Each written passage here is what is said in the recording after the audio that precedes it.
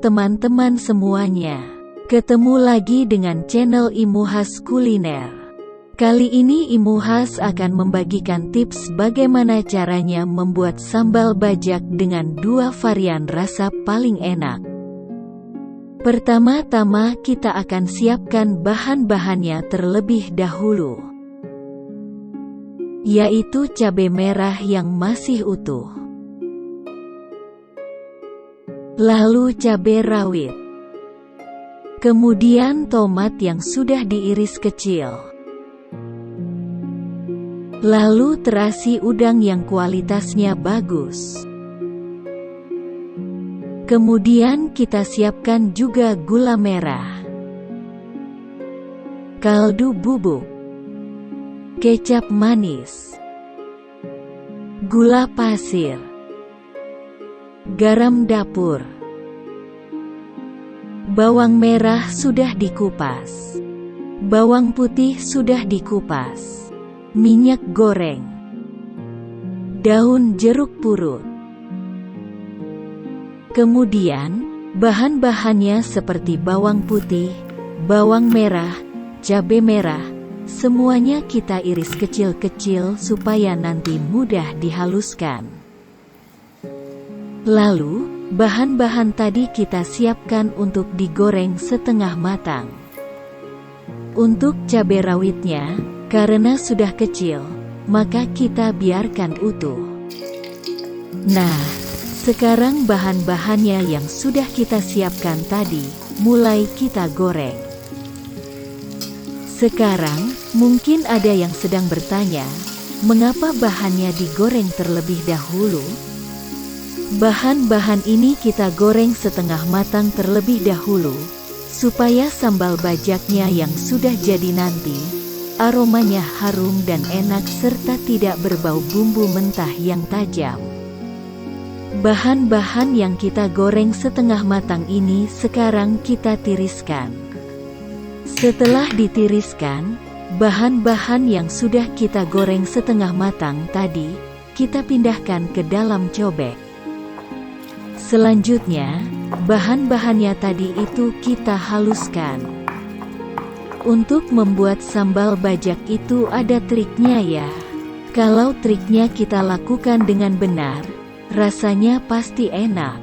Sekarang, kita tambahkan garam. Lalu, kita masukkan gula pasir. Untuk garam dan gula pasir, kita tambahkan seperlunya saja atau sesuai selera. Lalu, tambahkan juga kaldu bubuk. Kemudian gula merah. Perlu diingat, bahwa gula merah adalah salah satu bahan penting dalam pembuatan sambal bajak. Terasi udang. Selanjutnya, kita haluskan dulu bahan-bahannya tadi. Oh iya, seperti yang tadi kita sudah singgung di depan, bahwa untuk membuat racikan bahan sambal bajak itu ada triknya, atau metodenya. Walaupun menggunakan bumbu atau bahan yang sama, tetapi jika caranya tidak sama, maka hasil akhir, yaitu cita rasa sambal bajak yang akan dihasilkan tidak akan sama. Setelah digoreng setengah matang terlebih dahulu, maka semua bahan tadi dihaluskan secara manual menggunakan cobek dan uleg. Sebisa mungkin, dalam membuat sambal bajak, bahannya tidak di blender. Mengapa bahan sambal bajak sebaiknya tidak di blender? Untuk menghemat waktu, terkadang kita ingin cepat untuk menghaluskan sambal bajak dengan menggunakan blender. Blender hanya memecah dan mencincang bahan bumbu sambal bajak. Berbeda dengan cara kerja cobek dan uleg yang menghaluskan bahan dengan menekan bahan bumbu, yang dapat mengeluarkan minyak, bahan aktif bumbu, dan aroma bahan bumbu, sehingga cita rasa bumbunya bisa lebih sedap. Nah, sekarang kita tumis sambal yang tadi sudah dihaluskan. Sambal bajak yang sekarang sedang ditumis ini, sudah mengeluarkan aroma yang sedap sekali. Sambal bajaknya ditumis di atas wajan dengan api kecil. Sambal bajak ini kita tumis sampai warnanya berubah menjadi kecoklatan. Ketika sedang menumisnya, sambal bajak ini harus selalu diaduk, supaya tidak kering dan gosong. Jika tidak diaduk, maka sambal bajak yang ada di bagian bawah bisa menghitam dan lengket di wajan. Selain harus selalu diaduk, api kompornya harus tetap disetel dengan api kecil.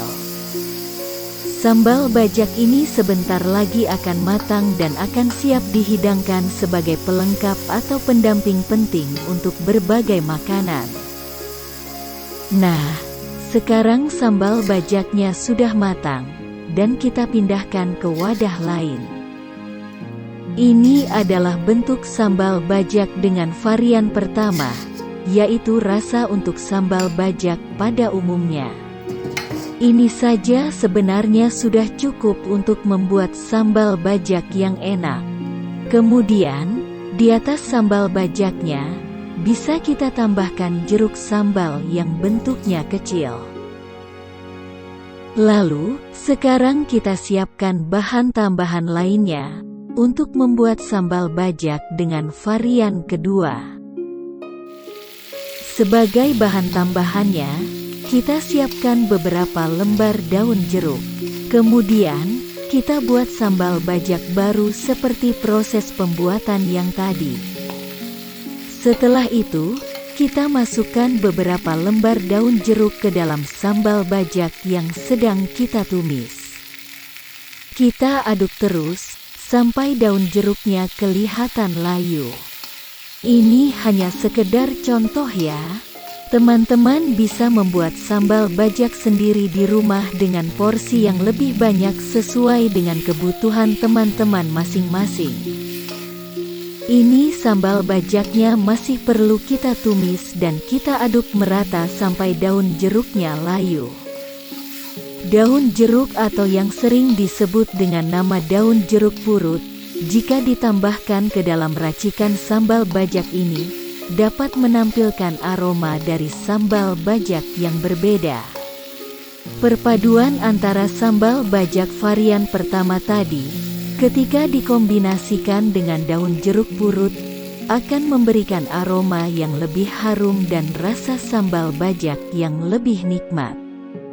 Nah teman-teman, ini sambal bajak dengan varian yang kedua sudah matang dan kita pindahkan ke wadah lain. Wah, sambal bajak dengan aroma daun jeruk purut ini demikian harum dan menggoda selera kita, sehingga kita langsung kepingin mencoba untuk mencicipinya. Nah, teman-teman dapat membandingkan sendiri varian sambal bajak yang mana yang menurut teman-teman lebih enak. Teman-teman, selamat mencoba ya. Demikian tips membuat sambal bajak dengan dua varian rasa yang berbeda. Terima kasih teman-teman sudah menonton video ini. Sampai ketemu di video Imuhas Kuliner berikutnya. Jangan lupa share, like dan subscribe untuk mendapatkan video-video masakan terbaru berikutnya.